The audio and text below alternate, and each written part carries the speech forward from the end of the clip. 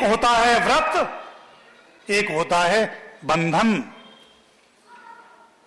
आपने ये माताएं व्रत करती हैं अनशन कि हम फला दिन एकादशी को या अन्य किसी तिथि को, जो भी तिथियां निर्धारित होती हैं, उस तिथि को भोजन नहीं करेंगे।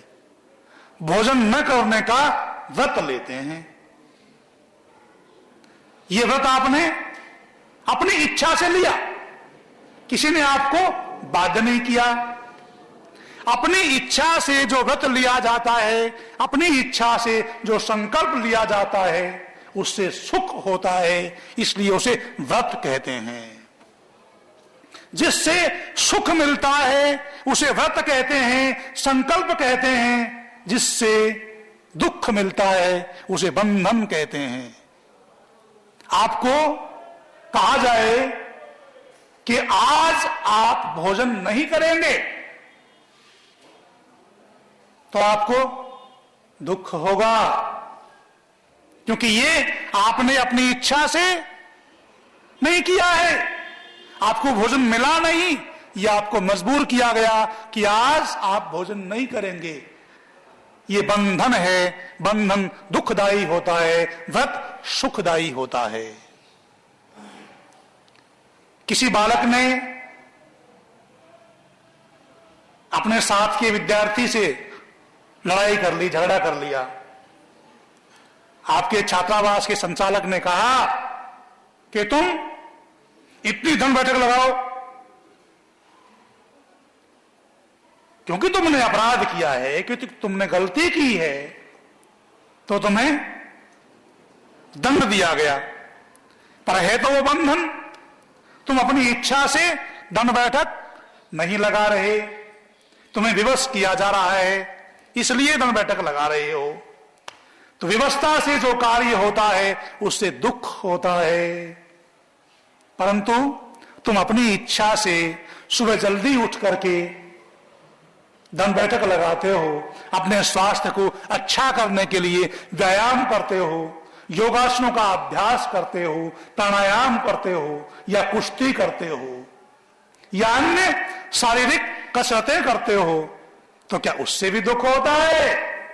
हो तो वही रहा है। आपको जब बाध्य किया जा रहा है तो भी आप दंड बैठक लगा रहे हैं, परंतु इच्छा से आप कर रहे हैं तो भी आप दंड बैठक लगा रहे हैं। परंतु एक दंड बैठक लगाते हुए आपको प्रसन्नता का अनुभव होता है, आपको सुख होता है, आपका स्वास्थ्य भी अच्छा होता है। परंतु व्यवस्था में जब आपको मजबूरी से बाध्य करके करवाया जाता है तो हो सकता है कि आपको चक्कर भी आ जाएं, आप गिर भी जाएं, क्योंकि वहां आपको मानसिक रूप से भी दुख हो रहा है, और मानसिक रूप से दुख हो रहा है तो उसका प्रभाव आपके शरीर पर पड़ रहा है। बाध्य करके जो कार्य करवाया जाता है उससे दुख होता है। अपनी इच्छा से व्रत के द्वारा, संकल्प के द्वारा जो कार्य किया जाता है उससे सुख होता है।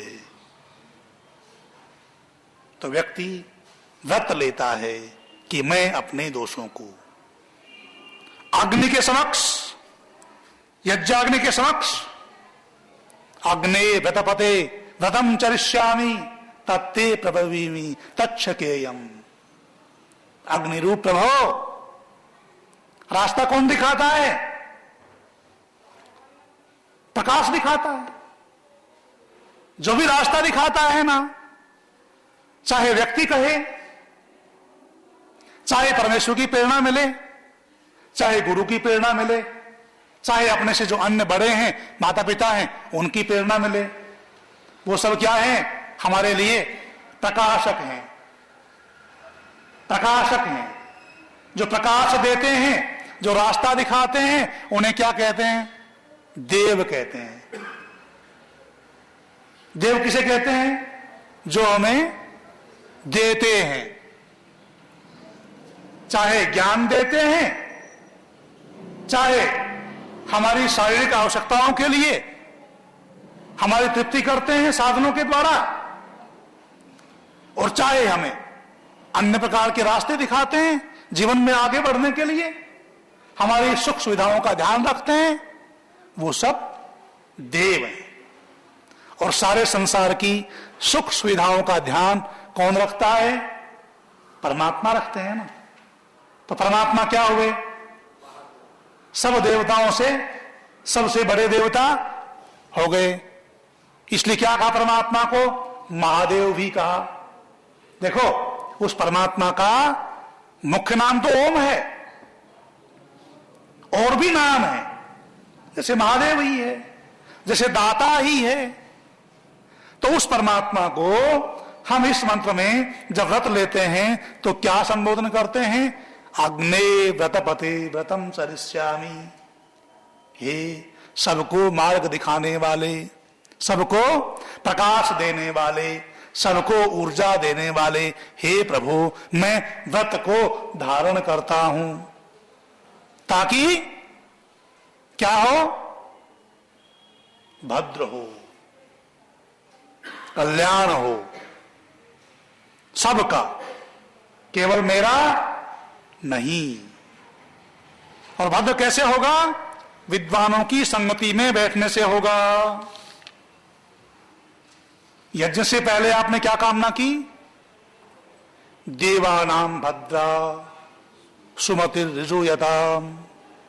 देवों की संगति के द्वारा, देव को जैसे परमात्मा देव होता है, परम देव होता है, ऐसे ही लोक में हमें जो अच्छा रास्ता दिखाते हैं वो देव हैं। विद्वान, आचार्य, गुरु, माता पिता, हमारे देवों की संगति से हमें क्या प्राप्त हो? सुमति प्राप्त हो, अच्छी बुद्धि प्राप्त हो। देखो आज क्या हो रहा है, हम अपनी संतानों के लिए सब सुख सुविधाएं दे देते हैं, सब सुख सुविधाओं का, संपत्ति का, जमीन का, कोठी बंगले कारों का उनको वारिस बना देते हैं, परंतु सुमति बुद्धि नहीं देते हैं। यदि तो आपने सब कुछ दे दिया, परंतु देवानाम भद्रा सुमतिर यशोयताम, जो भद्र करने वाली सुमति है, जिसके लिए क्या कहा? दुरितानी परासुव यद भद्रम तन न आसुव। जो जो भद्र है वो हमें प्राप्त हो जाए। जो भद्र करने वाली सुमति है वो अपनी संतानों को नहीं दी, संस्कार नहीं दिए, तो उसका परिणाम क्या होगा? आपकी सब सुख संपत्ति जो आपने दी है, जिसका आपने वारिस बनाया है, क्योंकि आपने अपनी संतानों को सुमति नहीं दी, उसका परिणाम यह हुआ कि आपकी संतान जुआरी बन गई, आपकी संतान शराबी बन गई, आपकी संतान डाका डालने वाली अपराधी बन गई। तो आपकी सुख संपत्ति, आपकी जमीन जायदाद का परिणाम क्या हुआ? इसलिए समय समय पर विभिन्न अवसरों पर मंत्रों के माध्यम से ऋषि कामना करता है, धियो यो नः प्रचोदयात्।